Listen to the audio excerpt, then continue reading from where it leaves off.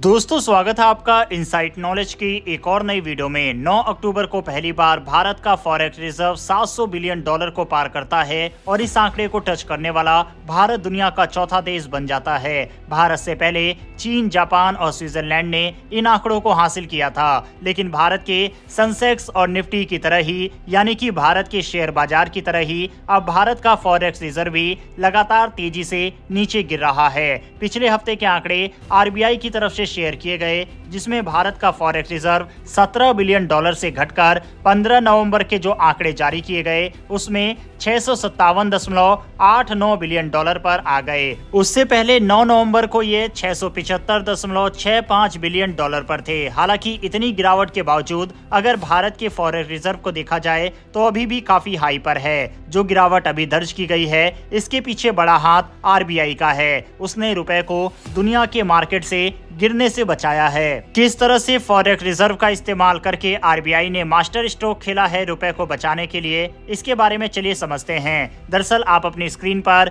दुनिया भर की करेंसी का फ्लक्चुएशन जो पिछले कुछ समय में हुआ है वह देख सकते हैं। पिछले कुछ समय से डॉलर लगातार मजबूत हुआ है और उसके कंपैरिजन में बाकी करेंसीज में भारी गिरावट देखी गई है। स्क्रीन पर आप यूरो का ग्राफ देख सकते हैं जिसमें बड़ी गिरावट आई है और 3% से ज्यादा गिरा है। इसके अलावा पाउंड को देखें तो वह ऑलमोस्ट 3% डाउन हुआ है। इस मार में चाइनीज करेंसी युआन भी नहीं बच पाई है, उसमें भी 1.5% से ज्यादा की गिरावट आई है। लेकिन जहां दुनिया भर की करेंसी में भारी गिरावट दर्ज की गई है, वहीं पर भारतीय करेंसी यानी रुपए का एक मंथ का ग्राफ आप अपनी स्क्रीन पर देख सकते हैं। इसमें आपको मामूली फेरबदल ही देखने को मिलेगा। इसके पीछे बड़ा कारण आरबीआई की स्ट्रेटेजी रही है। आरबीआई लगातार पिछले कुछ महीनों से फॉरेक्स मार्केट में इंटरवीन कर रहा है और अपने फॉरेक्स रिजर्व को लगातार तेजी से बेच रहा है, जिससे रुपए को गिरने ना दिया जाए। हालांकि भारत के द्वारा रिकॉर्ड लेवल पर फॉरेक्स रिजर्व को बेचे जाने को लेकर आरबीआई को क्रिटिसाइज भी किया गया और ये क्रिटिसाइज अमेरिका और आईएमएफ जैसी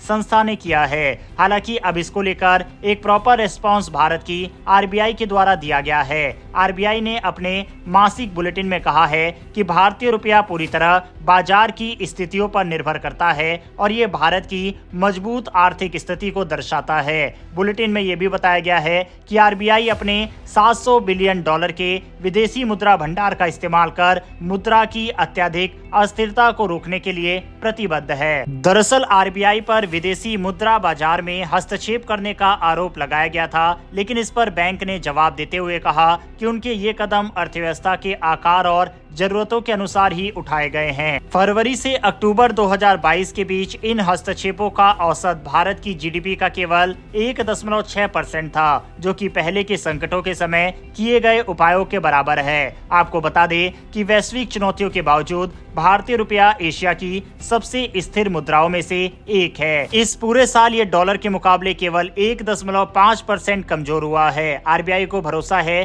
कि भारत की मजबूत आर्थिक स्थिति और वैश्विक अनिश्चितताओं के कम होने से रुपया मध्यम अवधि से अपनी मजबूती बनाए रखेगा। बहरहाल आरबीआई के इस मास्टर स्ट्रोक के बारे में अपनी राय कमेंट बॉक्स में लिखकर बताइएगा। बढ़ते हमारी दूसरी खबर की तरफ। हाल ही में भारत और रूस के बीच 4 बिलियन डॉलर का एक बड़ा रक्षा समझौता साइन हुआ। इस समझौते के तहत रूस भारत को 4 नई परमाणु पनडुब्बी देगा। ये सबमरीन भारत की नौसेना को न केवल ताकतवर बनाएगी बल्कि इसे रणनीतिक बढ़त भी दिलाएगी। रूस ने हमेशा भारत को रक्षा क्षेत्र में मजबूत बनाने में मदद की है। इससे पहले भी भारत ने रूस से अकुला क्लास की सबमरीन लीज पर ली थी, जिसे आईएनएस चक्र नाम दिया गया था। हालांकि अब भारत केवल रूस पर निर्भर नहीं है, भारत अपनी स्वदेशी क्षमताओं को भी तेजी से विकसित कर रहा है। आईएनएस अरिहंत भारत की पहली स्वदेशी परमाणु पनडुब्बी इसका सबसे बड़ा उदाहरण है। आईएनएस अरिहंत K4 मिसाइल से लैस है, जिसकी मारक क्षमता